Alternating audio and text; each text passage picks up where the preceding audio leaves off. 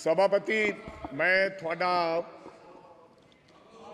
धन्यवाद करना चाहना कि तुसी अज मैनू इस सदन विच राष्ट्रपति के भाषण ते बोलन का मौका दिता। भाई अब रूडी साहब,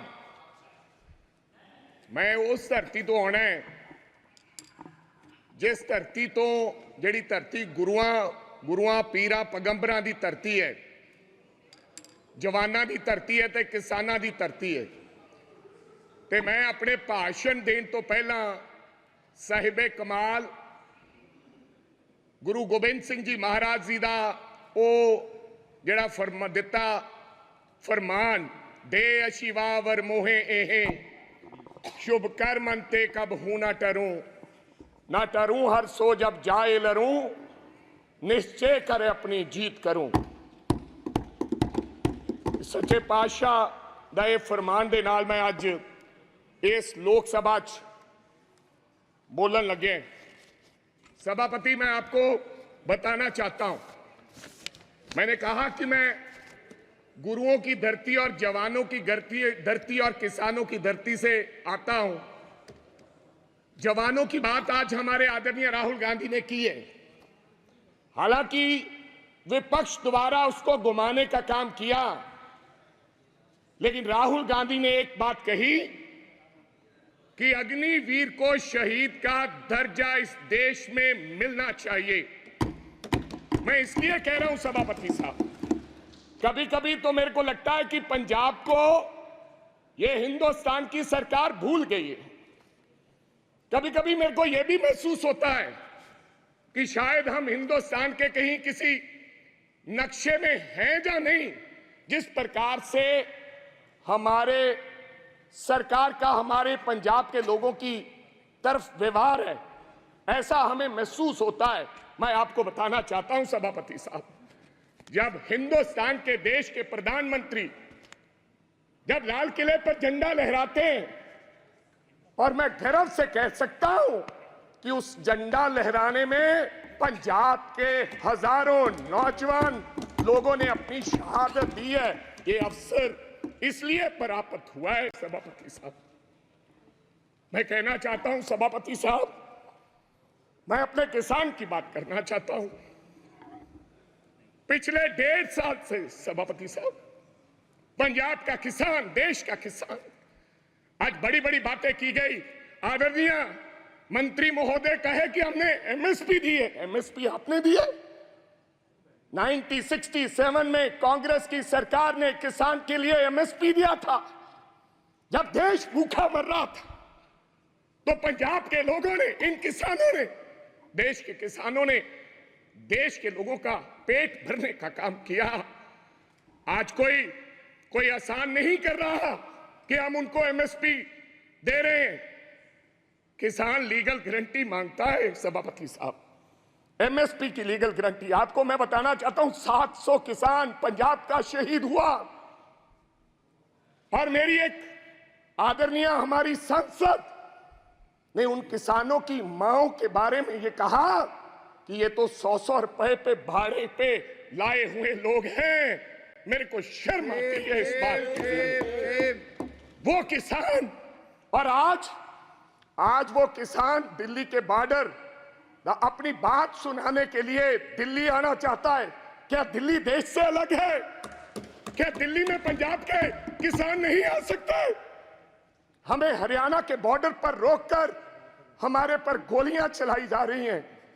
हजारों लोग किसान हमारे वहां पर इंजर्ड हुए और कईयों की मृत्यु हो गई, मौत हो गई है। लेकिन सरकार की तरफ से गर्मी है। 45-47 डिग्री में बैठा किसान चीख कर पुकार रहा है कि हमें एमएसपी की लीगल गारंटी दो, हमने दिल्ली जाना है। लेकिन उनको आदेश है हरियाणा की पुलिस को, यह देश के गृह मंत्री के द्वारा दिया गया आदेश कि पंजाब का अगर कोई व्यक्ति दिल्ली की तरफ किसान मुंह करेगा तो गोलियों से उसको मार दिया जाएगा। ऐसा हमारे साथ व्यवहार हो रहा है सभापति साहब, ये हालात है।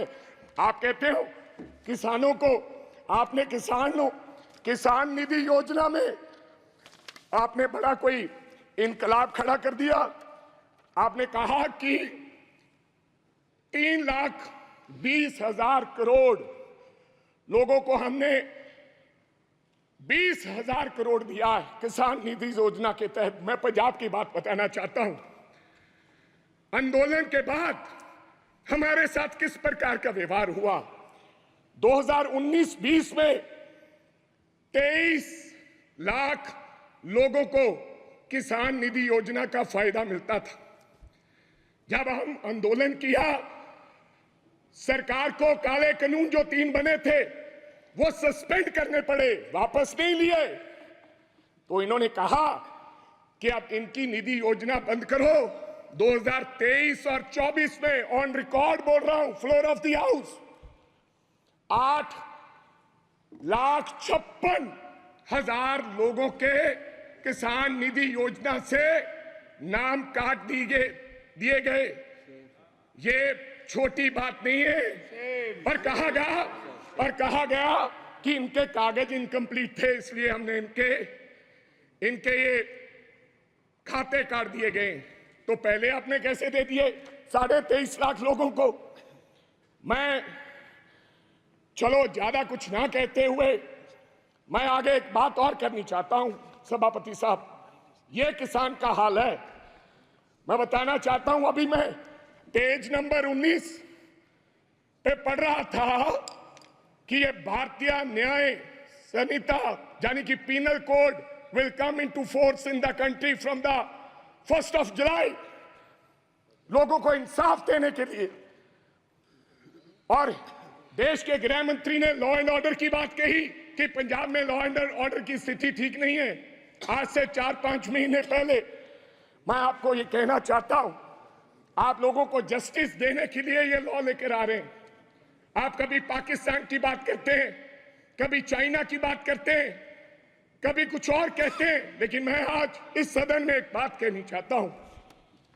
सभापति साहब, हमारा एक साथी था, उसका नाम था सिद्धू मूसेवाला।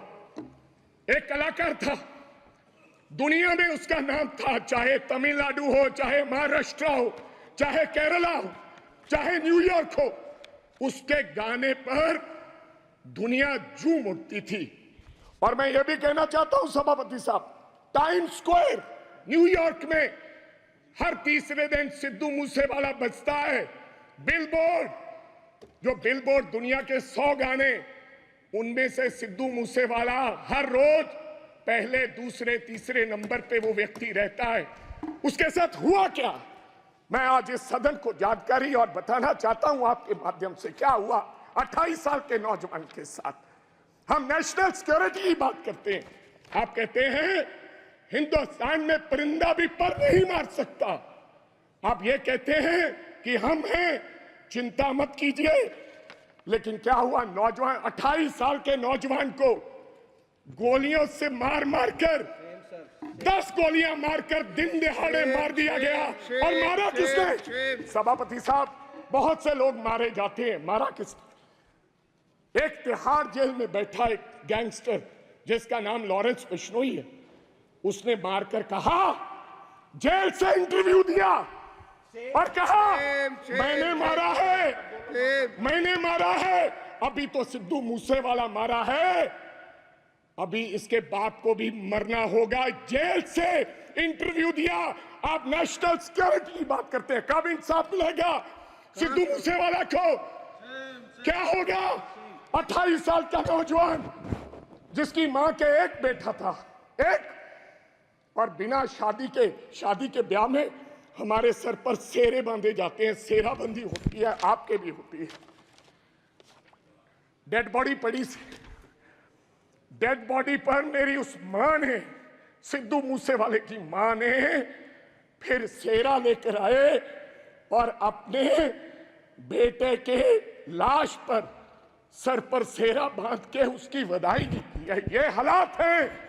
आप देश के गृह मंत्री हैं, इंसाफ दिलाएं और जेलों में बैठे ऐसे गैंगस्टर को आप निकाल के उस परिवार को इंसाफ दें। लास्ट बात सर, 1 मिनट में खत्म करूंगा। आप सभापति साहब, मैं ये इसमें लिखा है पेज नंबर 4, पॉइंट नंबर 5, क्या लिखा है? Now my government is striving to make India the third largest economy in the world. कैसे बनेगा साहब? मैं सब उस शहर से आता हूं, लुधियाना से, जो हिंदुस्तान का कभी कभी ईस्ट मैनचेस्टर कहा जाता है, जिसको आज क्या हालात हो गए इंडस्ट्री के, डाइंग इंडस्ट्री है सर, वहां पर साइकिल इंडस्ट्री है। लोग छोड़ के कारोबार धंधा बंद करके अब चले जा रहे हैं लुधियाना छोड़ के। ये हालात कर दिए। मैं एक छोटी सी उदाहरण देना चाहता हूं। 10 साल में हमें इस सरकार ने कुछ नहीं दिया। अगर दिया है हिंदुस्तान की सरकार ने लुधियाना को, सबसे बड़ा शहर है पंजाब का, तो कोई खड़ा होकर व्यक्ति बता दे कि हमने ये दिया है। मैं क्या कहना चाहता हूं कि एक साइकिल इंडस्ट्री है साहब, या तो चाइना में साइकिल बनता है, या पंजाब में साइकिल बनता है। चाइना में साइकिल की प्रोडक्शन क्या है, आप हैरान हो जाओगे। आप मेक इन इंडिया की बात करते हो, 28 से 30 करोड़ एक साल की चाइना प्रोडक्शन करता है, एक साल की 28 से 30 करोड़। लेकिन लुधियाना क्या प्रोडक्शन करता है? 2.5 करोड़। क्यों? वजह क्या है? हमारा साइकिल 3500 रुपए का शुरुआत में बिकता है, लेकिन चाइना का साइकिल $300 से शुरू होकर 2 लाख में बिकता है। इसका कारण क्या है? Make in India wrong policies. जब तक ये रॉन्ग पॉलिसीज है, समाप्त कीजिए, तब तक हमारा देश तरक्की नहीं कर सकता।